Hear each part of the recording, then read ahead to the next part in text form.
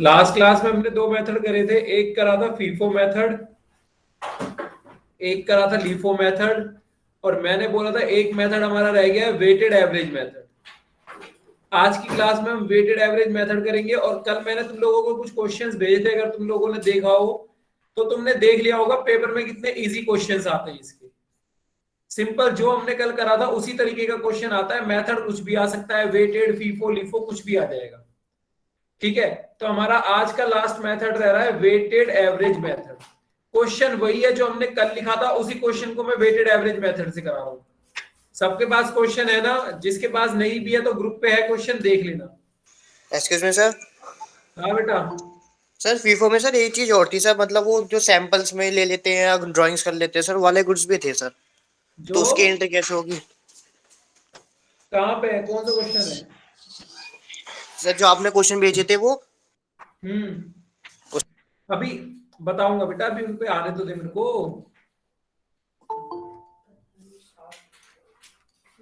करेंगे अभी वो भी, पहले यहां तक तो कर ले हम। सेम कल वाला क्वेश्चन ही हम कर रहे हैं, वेटेड एवरेज मेथड। अब वेटेड एवरेज मेथड का फॉर्मेट बिल्कुल वही है। देखो मेरे पास, अब मैं बिना उसके बना रहा हूं फॉर्मेट के, तो ध्यान से समझ लेना, कल वाला ही फॉर्मेट है।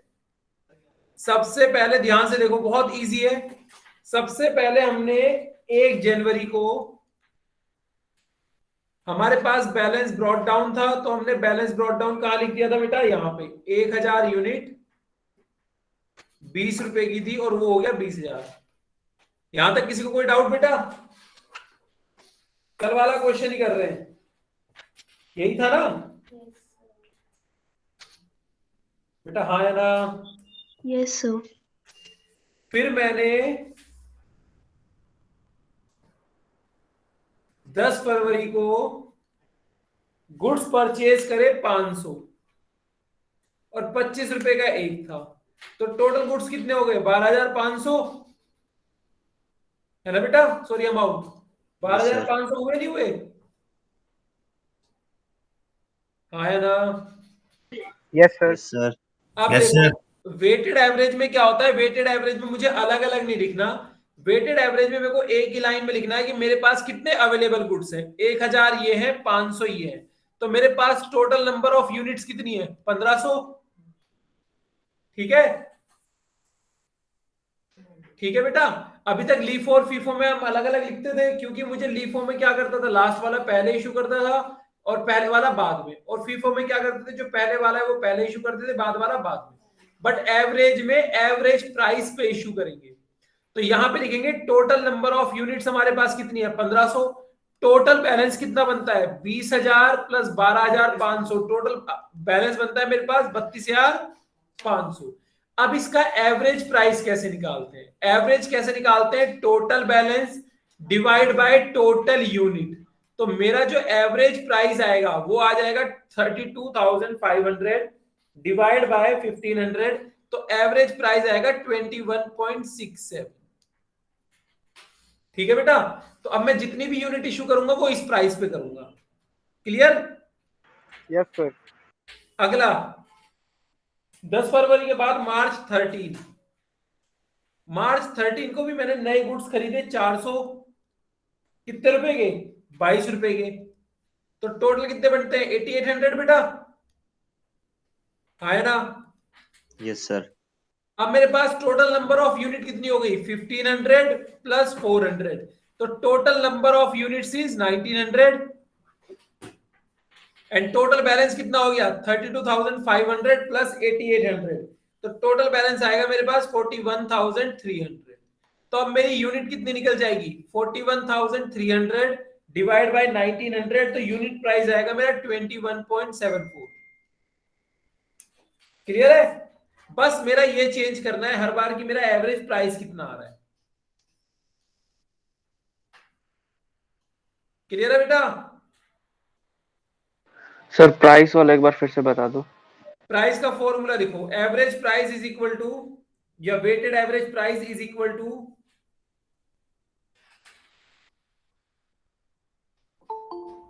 Weighted average price is equal to total balance total balance divide bye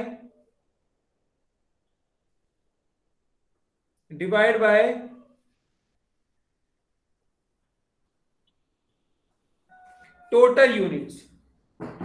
तो total balance is 41,3000, total unit is 1900, तो मेरा एवरेज प्राइस कितना आ जाएगा 2174। क्लियर?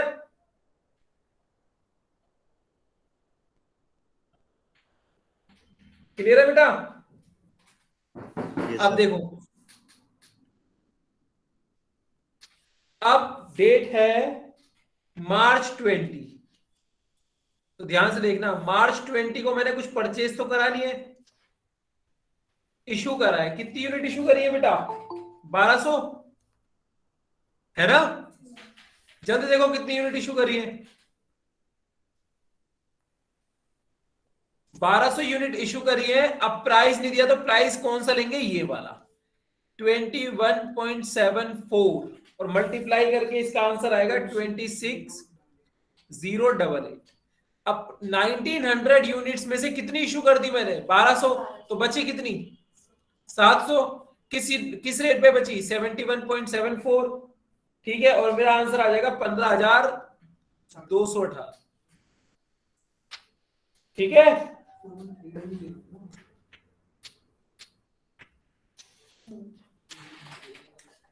सेम। अब अगली बार मैंने दोबारा इशू करा अप्रैल 6 को मैंने फिर से कितनी यूनिट इशू करी है? 500। तो 500 यूनिट इसी प्राइस पे इशू हो जाएंगी 21.74, जो मेरा अमाउंट निकल के आएगा 10870। अब 700 में से 500 इशू कर दी तो बची कितनी? 200, इसी प्राइस पे रहेगा और मेरा अमाउंट निकलेगा 4348। यहां पे सिर्फ मुझे एवरेज प्राइस निकालना है टोटल, और कुछ नहीं करना। और मैक्सिमम पेपर में यही आएगा, कोई डाउट आए तो पूछते रहो, इसी के आने के सबसे ज्यादा चांस होते हैं। और यहां पे पीरियोडिक और परपेचुअल दोनों का आंसर अलग आएगा। और एक बार देख लो आराम से, कोई डाउट आता है पूछो मेरे से, फिर आगे करते हैं।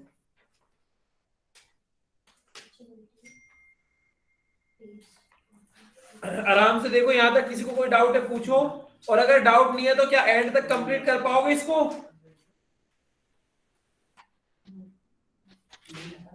बेटा एंड तक कंप्लीट हो जाएगा? Yes sir.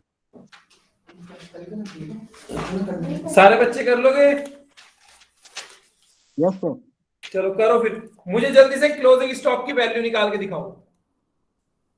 फिर परपेचुअल वाला ये है, फिर पीरियोडिकल मैं बताऊंगा कैसे आएगा। जल्दी करो।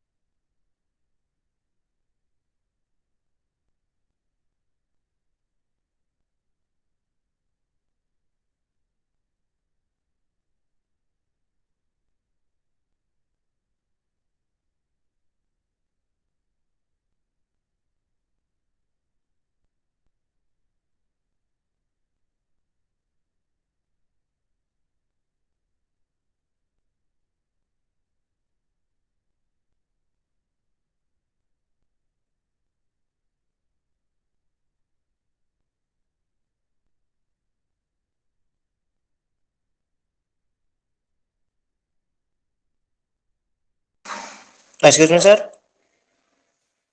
हाँ बेटा, सर क्लोजिंग स्टॉक आया 2391 का। ठीक है। किस किस का है बेटा? 2391, 2393, 2390, इस तरह का आंसर आ रहा होगा। किस किस का हुआ?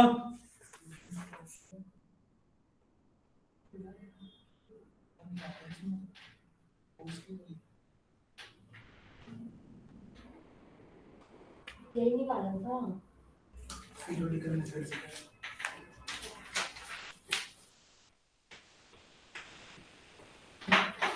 बेटा अगर नहीं हो रहा तो पूछ लेना।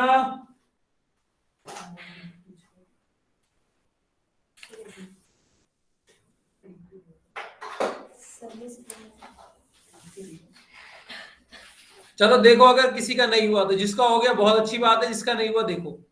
इसके बाद अप्रैल 6 के बाद है हमारे पास मई 12। तो मई 12 में मैंने एक और परचेज करा है, और परचेज किया है मैंने 400 यूनिट 25 रुपए पे। तो ये बन जाएगा 10,000। अब मेरे पास 200 यूनिट पहले से है, 400 मैंने और खरीद ली, तो नंबर ऑफ यूनिट मेरे पास कितनी हो गई? 600।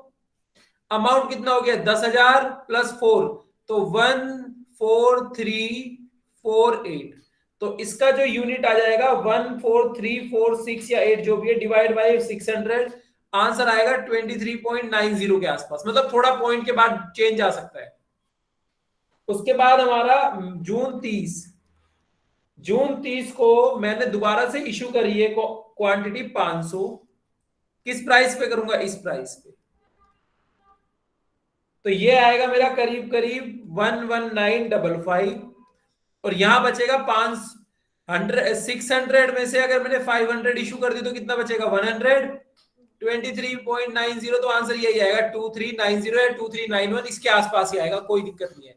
इसमें 2-3 रुपए का डिफरेंस चल जाएगा। क्लियर है बेटा यहां तक? जल्दी देखो यहां तक, किसी को कोई डाउट है तो। यहां तक किसी को कोई डाउट है तो पूछो बेटा।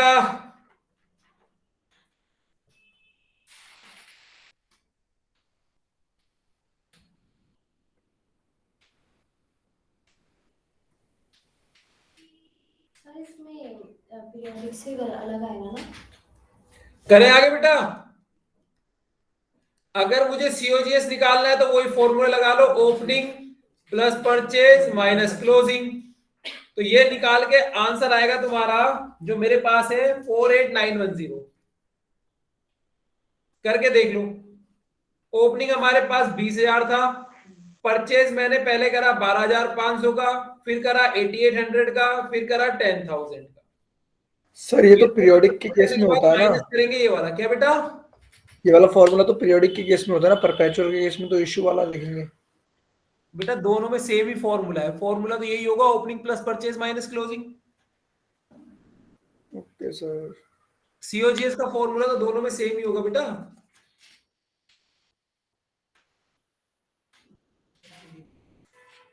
सिर्फ परपेचुअल में फॉर्मूले दोनों सेम होते हैं, पीरियोडिकल में जो आंसर बदलेगा वो सिर्फ और सिर्फ क्लोजिंग स्टॉक की वजह से बदलेगा।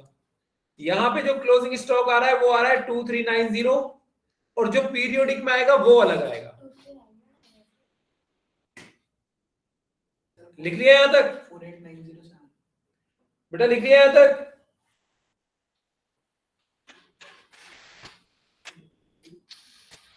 Yes sir.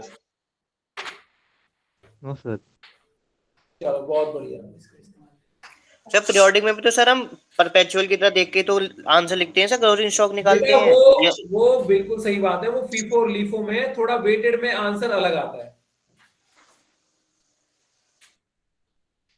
करें आप वेटेड का? हाँ सर। चलो देखो, अब वेटेड में जब हम पीरियोडिक करेंगे, ध्यान से समझना। पीरियोडिक में वेटेड का जो हमारा एवरेज प्राइस आएगा, weighted average price is equal to total, या सिंपल तुम लिख सकते हो टोटल वैल्यू ऑफ स्टॉक, जिसमें हमारा क्या क्या होगा? Opening plus purchase divide by total units. तो अगर हम देखें टोटल वैल्यू, तो ओपनिंग की वैल्यू 20,000 थी, प्लस परचेज की वैल्यू पहले आई हमारी 12,500, फिर आई हमारी 88,100, फिर आई हमारी 10,000। निकालना कितनी आएगी वैल्यू? 20, 30, 42, 500, 51 के आसपास आएगी। और टोटल यूनिट है हमारी 2,000 यूनिट, 1,000 यूनिट हमारी ओपनिंग की थी, प्लस फिर मैंने परचेज करी 500, फिर परचेज करी 400, फिर परचेज करी 400। तो अगर मैं वेटेड एवरेज प्राइस निकालूं, तो weighted average price is equal to 51,300, जो ऊपर का प्लस आ रहा है, और नीचे 2,300। तो हमारा जो वेटेड एवरेज प्राइस आ रहा है अकॉर्डिंग टू दिस क्वेश्चन, वो आ रहा है 22.30।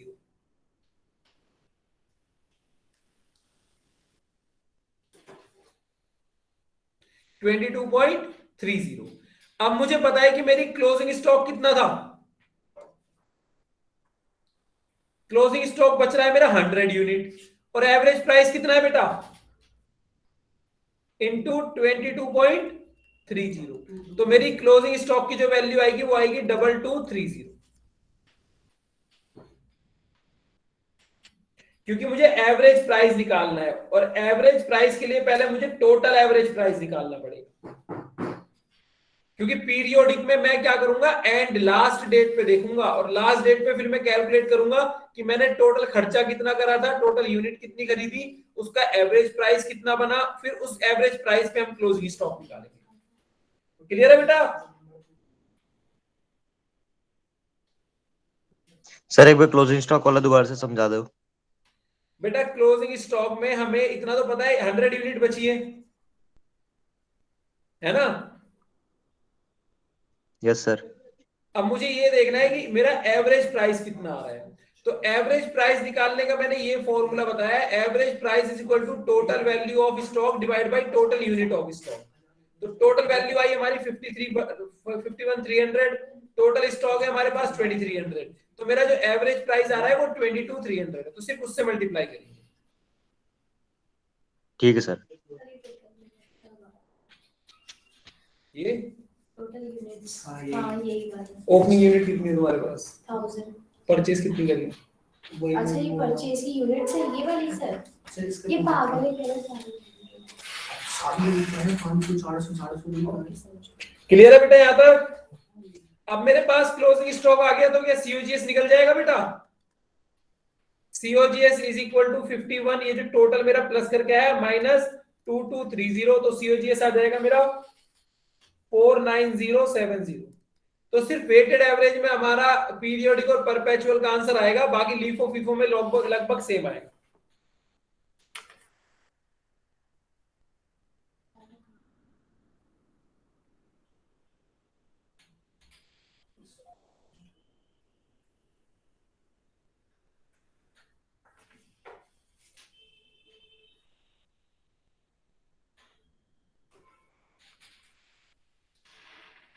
आराम से देखो, किसी को कोई डाउट है तो पूछो बेटा। सर जो लीफो में प्रेडिक्ट किया था वो भी ऐसी था ना? क्या बेटा? लीफो फीफो में भी सर प्रेडिक्ट करवाया था ना आपने? लीफो फीफो में भी क्या? ये पीरियडिक वाला, एक तो परपेचुअल वाला है, एक बेटा लीफो फीफो में क्या होता है, लीफो में तो मुझे पता है कि ये जो 100 यूनिट है किस पे वैल्यू होंगी, जो सबसे लास्ट में जो सबसे स्टार्टिंग वाला होगा। Yes sir. तो मैं सिंपल स्टार्टिंग वाला प्राइस कर दूंगा, ठीक है। फीफो में क्या है कि ये वाली यूनिट किस पे वैल्यू होंगी, जो सबसे लास्ट वाला प्राइस होगा, तो ये सबसे लास्ट वाले पे कर दूंगा। तो ऑलमोस्ट अगर क्वेश्चन होता है तो कभी कभी मतलब फीफो में तो दोनों का आंसर सेम आएगा, पीरियोडिक और परपेचुअल। कभी कभी हो सकता है लीफो में आंसर में चेंजेस आ सकते हैं, बट पीरियोडिक में तो हमेशा चेंज में, वेटेड एवरेज में तो हमेशा चेंज आएगा।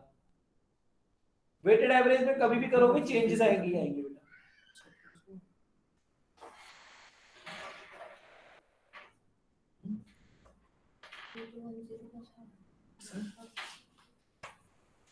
परचेजेस तो 2200 थे ना, आपने 2210 लिया। क्या चीज में परचेजेस 22 परचेज माइनस में। अच्छा सॉरी 2210 पे ये 2230 ये हमारा क्लोजिंग स्टॉक है। बेटा अब जरा वो बच्चा बताओ जो बोल रहा था कि सर ये भी है हमने नहीं करा, कौन सा पार्ट है जो मैंने क्वेश्चंस भेजे उसमें हमने क्या नहीं करा? सर उसमें सर एक चीज दे रखी थी, जैसे इसमें सर सेल वेल दे देते हैं ना सर लीफो फीफो में, कि परचेज इतनी करी सेल इतनी करी। सर उसमें ये भी था कि मतलब हमने ड्राइंग्स कितनी करी। क्या है क्वेश्चन नंबर बता। सर एक मिनट बस।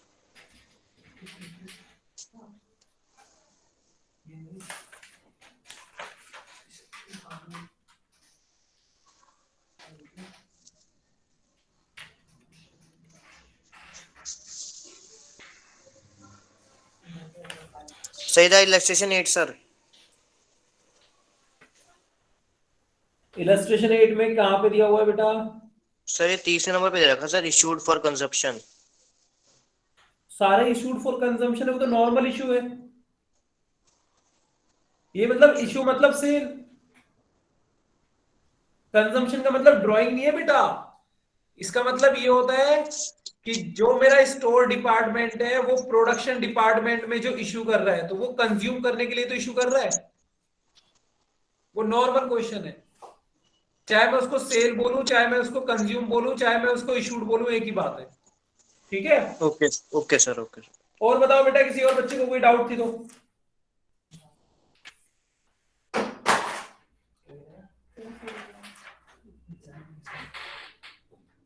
आगे करें। चलो एक अलग तरीके का मैं क्वेश्चन करा रहा हूं, वो अभी तक पेपर में आया नहीं है आज तक, बट बुक में दिया हुआ है इसलिए मैं करा रहा हूं कि हो सकता है आ भी सकता है, बट आज तक पेपर में नहीं आया। तो एक क्वेश्चन भेज रहा हूं, जिन बच्चों के पास बुक्स है उनका इलस्ट्रेशन 5, जिनके पास बुक है उनका इलस्ट्रेशन 5 है, और जिनके पास बुक नहीं है मैं क्वेश्चन भेज रहा हूं, 1 मिनट रुको।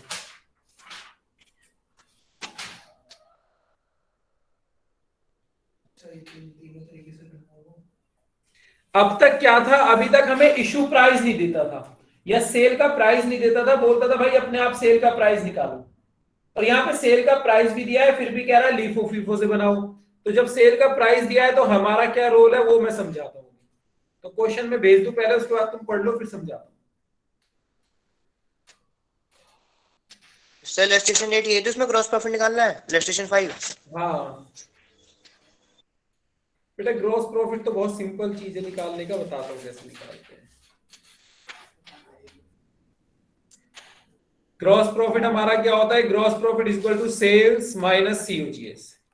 बट ये तभी निकल सकता है जैसा क्वेश्चन 5 है, अगर इस तरीके का क्वेश्चन हमें दिया हो, क्योंकि जो इससे पहले हमने क्वेश्चन करा था उसमें ग्रॉस प्रॉफिट निकलेगा ही नहीं, क्योंकि सेल भी सेम है सीओजीएस भी सेम है, तो आंसर आएगा हमारा 0।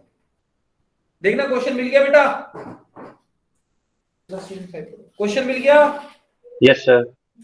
चलो अब 2 मिनट दे रहा हूं, आराम से क्वेश्चन पढ़ो फिर समझाऊंगा, पहले आराम से क्वेश्चन पढ़ो, मैं भी पढ़ लूं तब तक।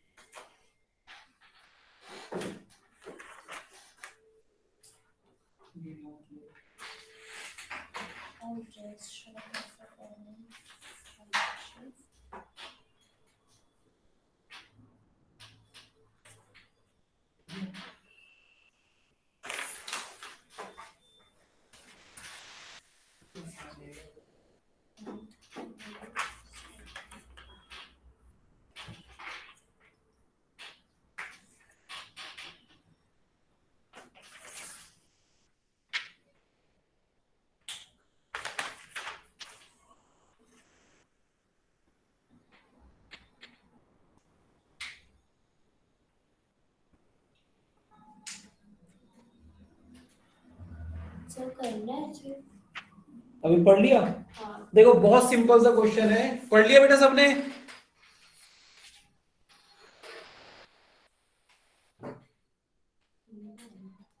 सबने पढ़ लिया? Yes sir. देखो बेटा बहुत सिंपल सा क्वेश्चन है, फीफो से मैं बता रहा हूं उसके बाद तुम्हें खुद करना है। ध्यान देखो, फीफो मेथड से मैं बता रहा हूं उसके बाद तुम्हें खुद करना है, और बहुत सिंपल क्वेश्चन है, सिर्फ पढ़ने में लग रहा है कि सर कैसा क्वेश्चन है, और पढ़ने में भी सिंपल ही है कि सर अभी तक तुमने क्वेश्चन दिया था उसमें तो इशू प्राइस दिया ही नहीं था, यहाँ पे तो इन्होंने इशू और सेल प्राइस भी दे दिया। मैंने कहा कोई बात नहीं, कुछ नहीं करना, करना ये है कि सबसे पहले अगर मैं निकालूं टोटल सेल्स, तो मैं क्या टोटल सेल्स निकाल सकता हूं? Total sale is equal to, पहले मैंने बेचा 400 यूनिट 30 रुपए पे, है ना बेटा? पहले मैंने बेची 400 यूनिट 30 रुपए पे, प्लस उसके बाद मैंने दोबारा बेची 800 यूनिट 40 रुपए पे। बेटा ऐसे निकालते हैं ना सेल्स, टोटल सेल्स। उसके बाद Yes, बेची मैंने 700 यूनिट 50 रुपए पे। तो मैं अब निकाल सकता हूं टोटल सेल्स। ये आ गया मेरा 12,000, ये आ गया मेरा 32,000, ये आ गया मेरा 35,000। तो मेरा जो टोटल आ रहा है वो आ रहा है 79,000 सेल्स। यहां तक कोई डाउट है? जल्दी बताओ बेटा। No sir. कह रहा है कि भाई एक तो क्या क्या पूछ रहा है निकालने को? कह रहा है एक तो निकालो ग्रॉस प्रॉफिट और फिर निकालो क्लोजिंग स्टॉक और सीओजीएस। तो मुझे तो पता है भाई, हमने बचपन से एक ही फॉर्मूला पढ़ा है ग्रॉस प्रॉफिट का। Gross profit is equal to sales minus COGS, है ना? सेल्स तो मैंने निकाल ली, अब क्या निकालना है ना बेटा? समझ आ रहा है नहीं आ रहा? Yes sir. अब मुझे पता है सेल तो चाहे कोई भी मेथड हो, चाहे लीफो फीफो कोई भी मेथड हो, सेल्स तो मेरे पास आ गई 79,000। सिर्फ मुझे जो मेहनत करनी है वो सीओजीएस निकालने में करनी है। और सीओजीएस का फॉर्मूला भी थोड़ी देर पहले हमने क्या समझा? Opening stock plus purchase minus closing stock. तो अब काम क्या करना है तुम्हें सीओजीएस निकालने के लिए? अब तुम खुद करोगे ये काम, ध्यान से समझना। सीओजीएस निकालने के लिए तुम्हें काम क्या करना है? तुम्हें अपनी फीफो वाली टेबल बनानी है। फीफो वाली टेबल बना लोगे ना? अब जैसे फर्स्ट क्वेश्चन में दिया हुआ है sold 400 unit at the rate ₹30, यही दिया हुआ है। ये तो वो सेल प्राइस दे रहा है। मैं अपने जब फीफो मेथड बनाऊंगा तो इस सेल प्राइस को भूल जाऊंगा और सेल प्राइस बिल्कुल वही लेंगे जो हम करते आए हैं। फीफो मेथड में 400 यूनिट में कितने पे लूंगा? 20 रुपए पे। क्यों? क्योंकि स्टार्टिंग में मेरे पास 1200 यूनिट है। तो जब मैं सबसे पहले सेल करूंगा तो इसी 1200 में से करूंगा बेटा, आया ना बेटा? हाँ या ना? Yes sir. हाँ सर। ये 1220 रुपए की है, तो मैं करूंगा 400 यूनिट इंटू 20, तो आंसर आ जाएगा मेरा 800। तो बिल्कुल फीफो मेथड वैसे ही बनाएंगे जैसे हम बनाते आए हैं, ठीक है? और उस फीफो मेथड से हम निकालेंगे सीओजीएस, उस सीओजीएस को यहां पुट कर देंगे और आंसर मेरे पास आ जाएगा। चलो एक मैं करा देता हूं, अगर तुम्हें मुझे लग रहा है पता है कुछ बच्चे कंफ्यूज हो गए हैं। यहां तक समझ आ गया है? यहां तक अगर किसी को डाउट है तो पूछ लो जल्दी, फिर मैं फीफो मेथड करा रहा हूं, बाकी तुम्हें करना है। यहां तक किसी को डाउट है तो पूछो जल्दी। बेटा हाँ ना कुछ तो बोलो। No sir. तो देखो फीफो मेथड से हम निकालते हैं। ये हमारी डेट हो गई। हालांकि मैं इसको बिना टेबल बनाए भी कर सकता हूं डायरेक्टली, बट अभी तुम इनिशियल स्टेज पे हो तो अपने आप धीरे धीरे करो। सबसे पहले हमें क्वेश्चन में दिया हुआ है, कहां गया क्वेश्चन? ठीक है भाई, सितंबर 1 को मेरे को ओपनिंग स्टॉक दिया है, और नहीं सॉरी परचेज दिया है। 1200 यूनिट मैंने परचेज करी है 20 रुपए पे, तो कितना आ गया? 24,000। ठीक है, तो बैलेंस मेरा कितना हो जाएगा? 1200 इंटू 20, 24,000। फिर उसके बाद मैंने 10 सितंबर को दोबारा से परचेज करी है 400 यूनिट और 24 की करी है, तो ये कितना हो जाएगा? 00696, है ना बेटा? 400 इंटू 24 90, और ये आएगा 1200 इंटू 20 24,000। उसके बाद 400 इंटू 24 96,100। तो मैं थोड़ा लाइन खींच के बना लूं कि मेरे लिए भी क्लियर रहे, वरना मैं ही भूल जाऊंगा करने में। उसके बाद अब कह रहा है कि भाई 12 सितंबर को इसने कुछ गुड्स बेच दिए। मैंने कहा ठीक है। कह रहा है 400 बेच दिए, तो मैं 400 कहां से लूंगा? फीफो कर रहा हूं मैं, फीफो। तो मैं 400 कहां से लूंगा? यहां से। तो 400 मैंने बेच दिए 20 रुपए पे, मतलब कहने का क्या है? 8,000 यूनिट मैंने 8,000 रुपए का बेच दिया। तो यहां मेरे पास बचा 800 यूनिट, यहां मेरे पास बचा 400, 800 बचा 20 रुपए पे, 400 बचा 24 रुपए पे। ये आ गया 16,000, ये आ गया 9600। यहां तक क्लियर है बेटा? Yes sir. फिर आ जाओ 14 सितंबर, मैंने नई यूनिट्स खरीदी 630 रुपए की, एक है तो ये हो गया मेरा 18,000। अब मेरे पास तीन तरह की यूनिट्स हैं, 800 वाली, 400 वाली और 600 वाली। 820 रुपए पे है, ये 24 रुपए पे है और ये 30 रुपए पे है। तो ये आ गया हमारा 16,000, ये आ गया हमारा 9600 और ये आ गया हमारा 18,000।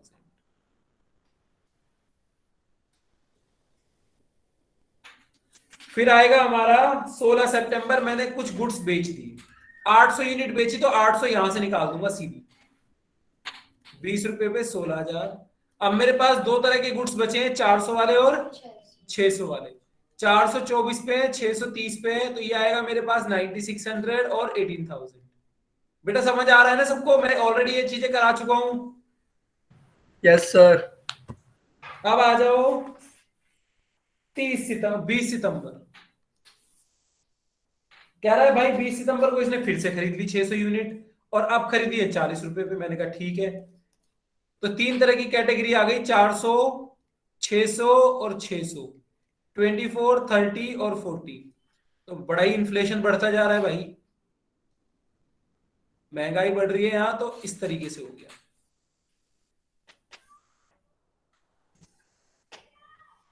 अब लास्ट है हमारा 25 सितंबर। 25 सितंबर को इसने 700 यूनिट बेच दी, तो 400 लेगा यहां से, 300 लेगा यहां से। 400 ले लिया इसने 24 रुपए वाला, 300 ले लिया इसने 30 रुपए वाला, तो ये 9600, ये 9000। तो ये तो पूरा खत्म हो गया, बचा कितना? 6 में से 300 बचा और ये पूरा 600 बचा। तो 30 और 40 मतलब 24,000 और 9,000। तो मेरे पास टोटल क्लोजिंग स्टॉक कितना बच गया? 33,000। 24 प्लस 9, क्लोजिंग स्टॉक कितना बच गया बेटा? 33। बहुत बढ़िया, लिख करो जल्दी।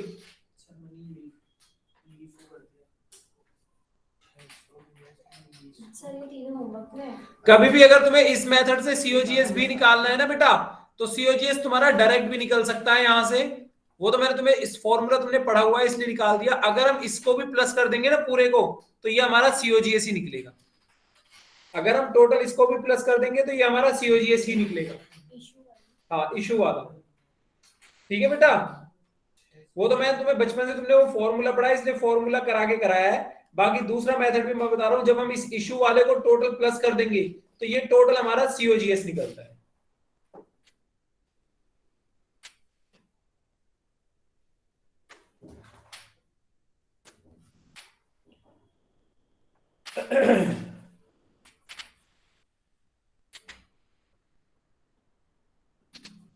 क्लियर है?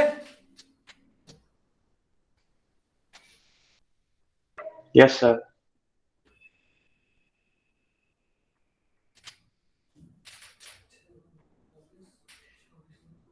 लिख लिया सबने?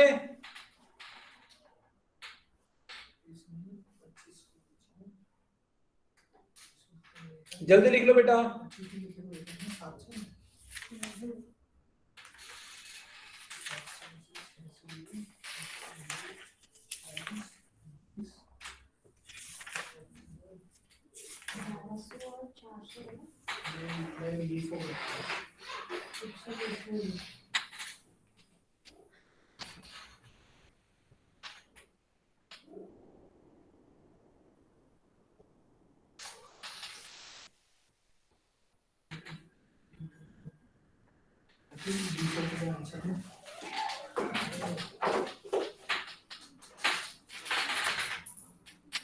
बेटा लिख लिया तो रब कर दूं?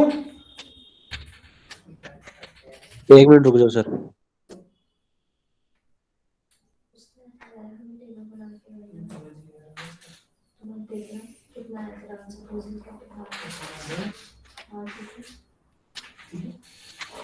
तुझे एनर्जी आता है जब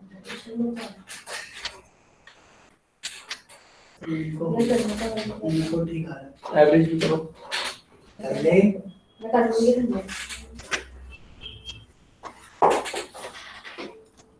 इस क्वेश्चन में कर रहा है। आज टेस्ट में देंगे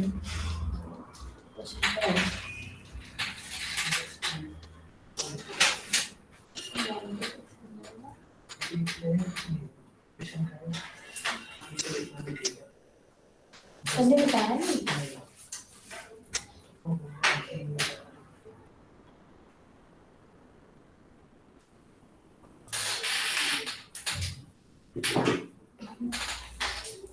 बेटा अभी भी अगर किसी बच्चे को डाउट है तो अभी भी पूछ सकते हो।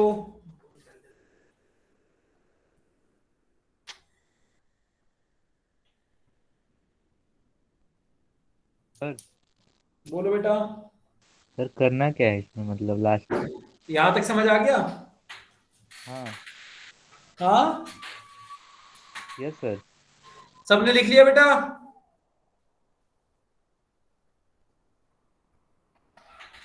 Yes, sir. देख अब क्या करना है, हमें तीन चीजें निकालनी होती है। एक निकालना होता है क्लोजिंग स्टॉक, ऑलरेडी निकल चुका क्लोजिंग स्टॉक।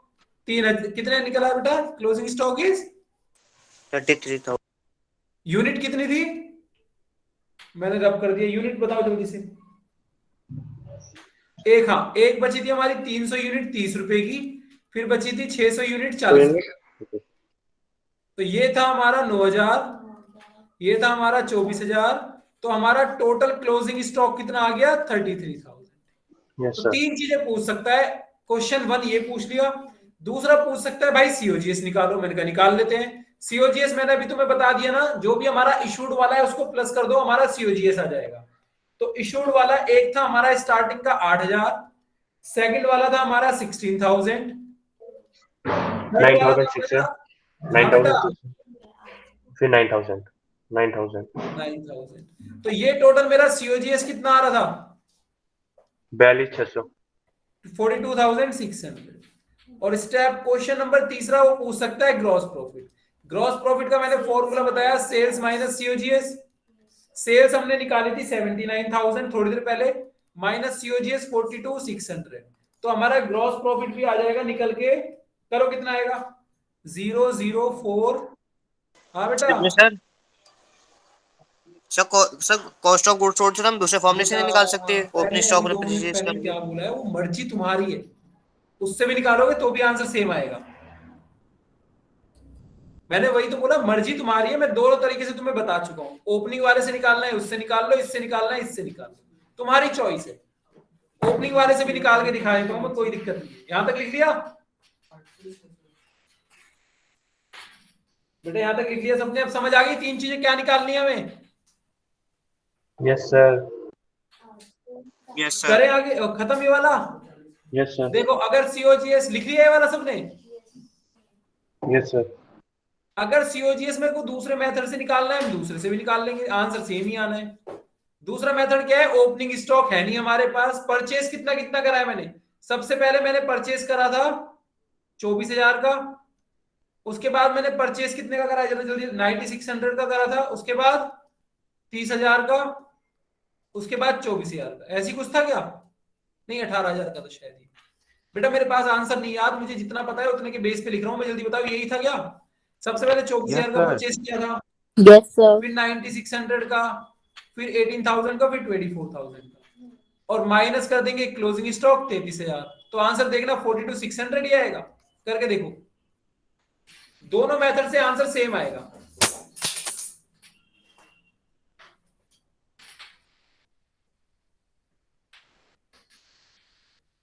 इतना ही आ रहा है क्या?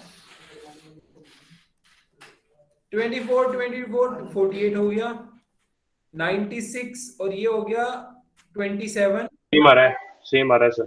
27,600 तो आएगा 004 0, सॉरी प्लस कर रहे थे ना इसको, तो हम 006,5।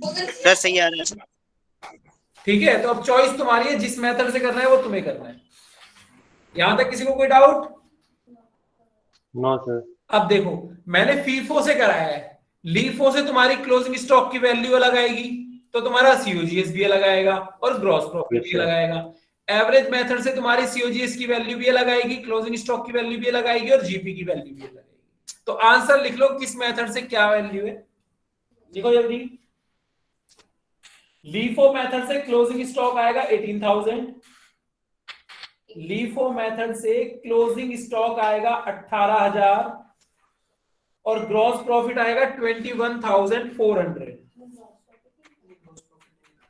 ग्रॉस प्रॉफिट आएगा 21,400।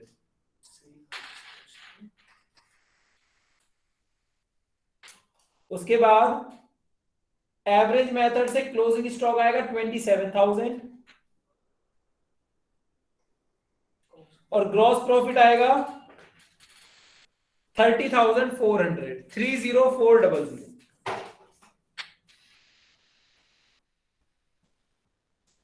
दोबारा बता दें cross profit. Gross profit 30,400।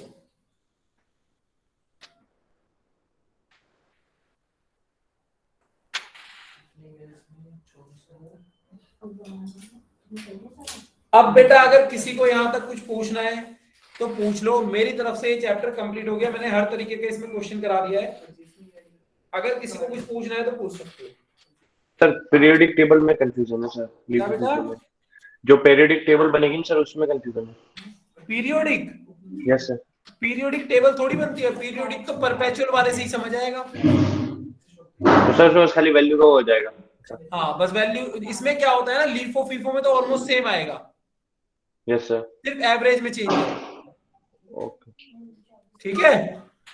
Okay. अब देखो मैंने बेटा तुम्हें 3-4 चैप्टर करा दिए हैं, final account, NPO, maximum in दोनों में चांस होता है, इन दोनों में से एक क्वेश्चन आएगा और 75 का तुम्हारा पेपर आता है, तो इन दोनों में से एक क्वेश्चन 15 नंबर का तो कंफर्म है। ठीक है, हो सकता है ऑप्शन में आ जाए और करके, हो सकता है ये आ जाए, हो सकता है ये आ जाए, तो 15 नंबर का आएगा ही आएगा।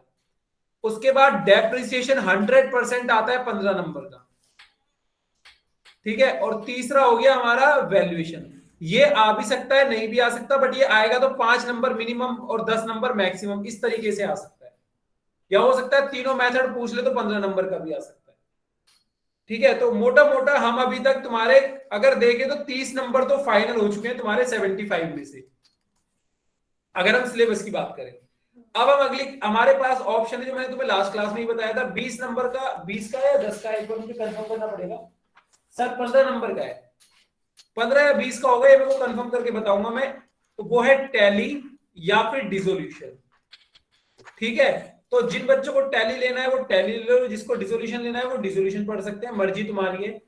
ठीक है, जितने नंबर का डिसोल्यूशन होगा उतने नंबर का टैली होगा। इसमें होता है तुम्हारा प्रैक्टिकल और ये है तुम्हारा थ्योरेटिकल, जैसे हम पेपर करते हैं इस तरीके से। Excuse me sir. हाँ बेटा। सर ये टैली जो है ये किसी ऐप पे करना है हमें? हाँ बेटा, ईआरपी टैली की ऐप आती है ईआरपी 9।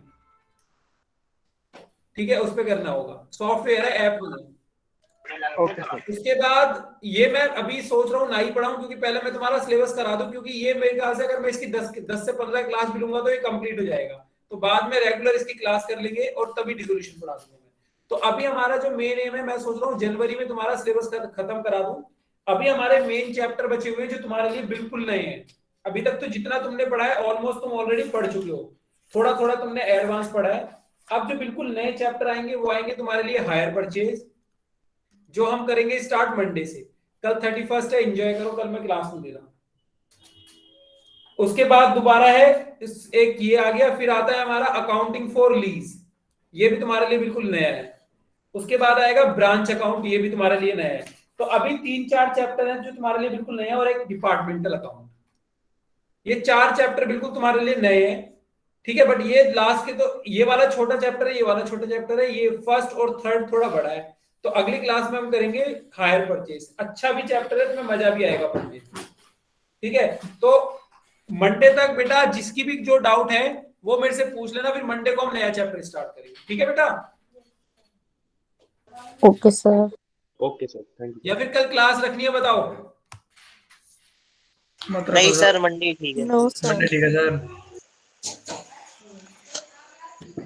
तो अब किसी को कुछ पूछना है तो पूछ सकते हो बेटा, वरना लीव कर सकते हो। Okay sir.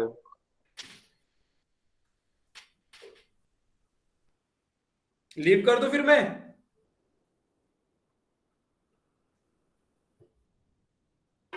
कर दो सर।